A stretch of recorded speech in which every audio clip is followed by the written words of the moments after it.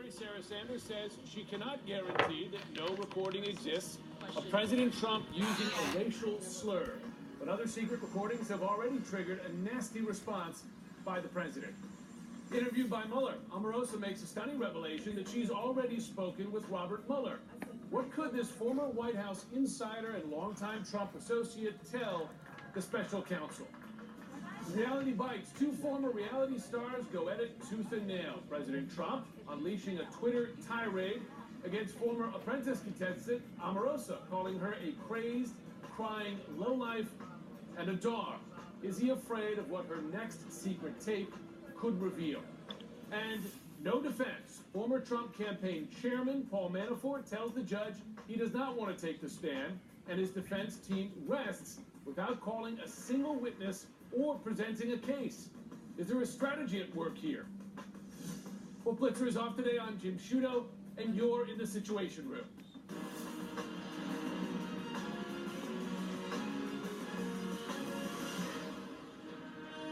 This is CNN Breaking News.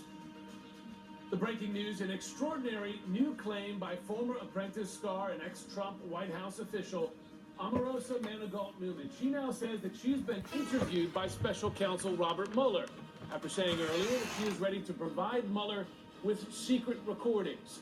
Some of her recordings set off a Twitter rampage by President Trump, calling her a crazed, crying lowlife and a dog, while denying that he used a racial slur. White House Press Secretary Sarah Sanders says the president is simply voicing frustration, but says she cannot guarantee that a recording does not exist of him using that slur. I'm going to speak with Senator Ben Cardin of the Foreign Relations Committee and our correspondents and specialists standing by with full coverage. Let's get straight, though, to our breaking news. And CNN senior White House correspondent Jeff Zeleny. He's at the White House. Some extraordinary language by the president, and really just a stunning defense from the White House, if you can call it that. Jeff, take us through it. Well, Jim, it was extraordinary language when you stop and think about it. The President of the United States calling one of his former employees a dog, and that employee happened to be the highest-ranking African-American official here at the White House, who, of course, now is waging a war of her own against this very White House. Now, at the press briefing today, Press Secretary Sarah Sanders said, look, the President insults people of all races equally. He said he fights fire with fire. Jim, one thing is clear here tonight, there's plenty of that. I can't guarantee anything, but I can tell you that the president addressed this question directly. That's how White House Press Secretary Sarah Sanders is answering the question tonight of whether a recording could exist of President Trump ever using the N-word while producing his Apprentice reality show. The president has repeatedly denied using a racial slur, as his one-time friend and aide Omarosa Manigault Newman has claimed, as she wages war with the White House. If at any point we felt that the president was who some of his critics claim him to be, we certainly wouldn't be here. Tonight, Omarosa also saying for the first time that she's been interviewed by special counsel Robert Mueller in his investigation into the 2016 election. I have.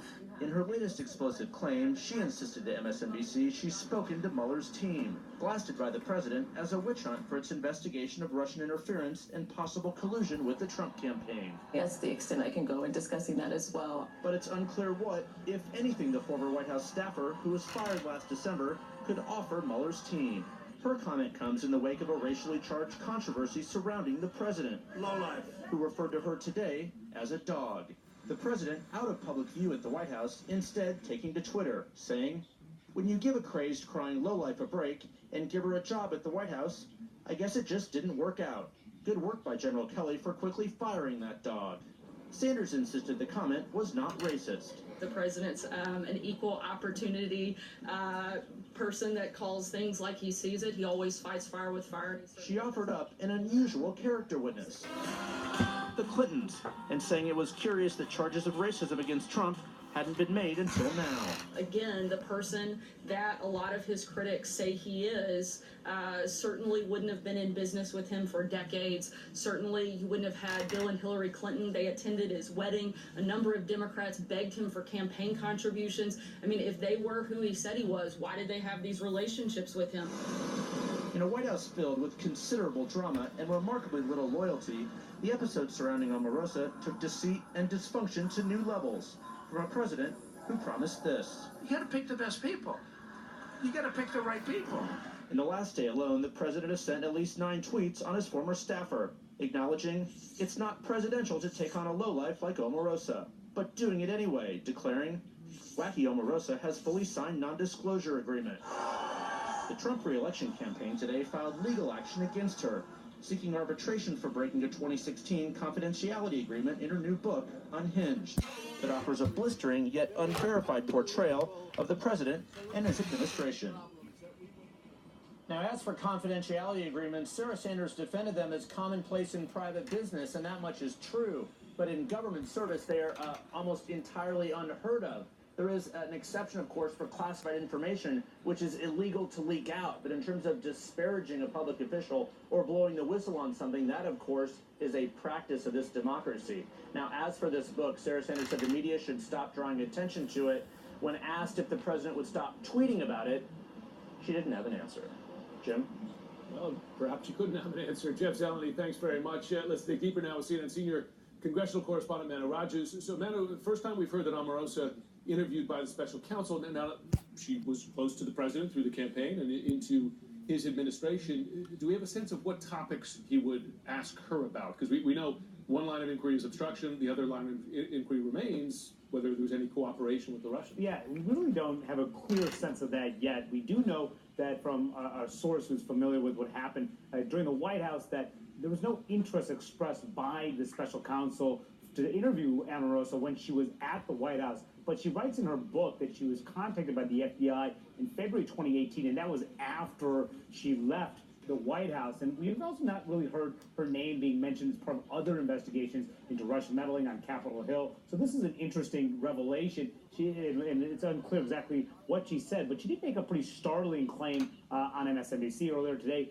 She suggested that the president knew in advance about these Clinton campaign emails before the leak from WikiLeaks. She offered no evidence of those claims, but did she give any information about that to the special counsel? Also said there was corruption that occurred, also giving no evidence about that. What did she tell the special counsel about this? And this all comes, it's becoming pretty clear that the collusion is still a key part of the special counsel's investigation. Yesterday, Kristen Davis, who's that woman known as the Manhattan Madam, she went on Chris Cuomo's show last night and discussed her interview with the special counsel last week and made it very clear that collusion is very much on the minds of the special counsel. I think they're really genuinely concerned about whether or not any collusion happened with Russia. And so their line of questioning really did revolve around whether or not this happened. And of course, she is someone who's very close to Roger Stone, the president's longtime friend, associate. How much does she know about what Roger Stone knew in advance? If anybody knew about these emails that were coming out from WikiLeaks, it seems to be another key focus of the special counsel's investigation. Yeah, there's no evidence that special counsel Robert Mueller wastes his time with witnesses or questions. President Trump, in a long string of inflammatory tweets today, taking another shot at his attorney general. He's done this before, clearly with the intention of undermining the Russia investigation, but this was particularly pointed this time. Yeah, that's right. You know, he has gone over, after Jeff Sessions, for months, a public humiliation campaign of sorts, saying over the weekend that he was, quote, scared stiff.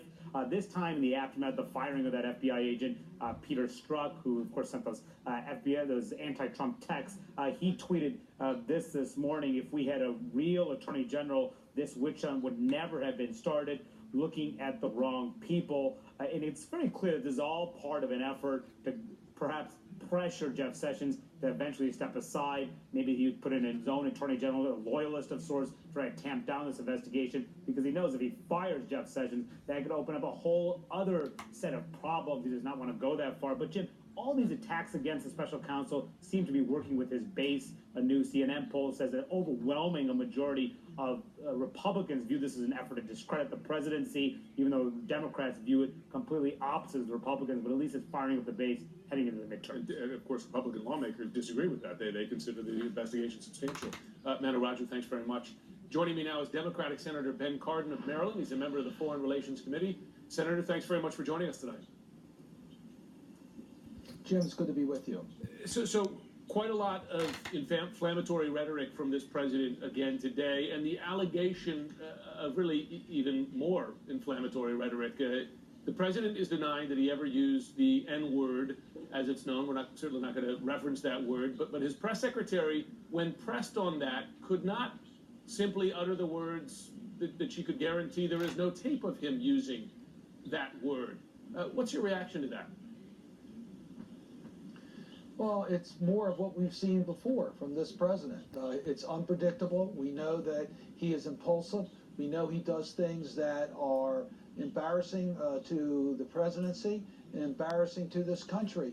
What we saw today in regards to how he handled the personnel issues, that's another embarrassment. It's been one issue after the next. This is the president of the United States. This is the leader of the free world. And yet we have to defend the language he uses or the manner in which he conducts the personnel business in the White House. That's a scandal to our country. Omarosa made another claim today, and again, she's making these claims, we should note, without presenting, at least us, the public, evidence of this, but she claims that President Trump knew ahead of time that WikiLeaks would release the hacked emails of Hillary Clinton and other Democratic campaign officials. She also says that she's spoken to Special Counsel Robert Mueller. Now, to be clear, Omarosa is not the first person to claim that the president had advanced knowledge. What's your reaction? Is this significant information? Well, I think it is significant information. What we want to make sure is that the Mueller investigation is allowed to reach its conclusions. We are still concerned, and we saw tweets today that underscore this, that the President of the United States is trying to undermine the Mueller investigation. So, yes, it's significant that whatever relationship there was between the President and the Trump campaign and the Russia, that's what Mr. Mueller is investigating, and he's looking to see whether there was coordination or collusion.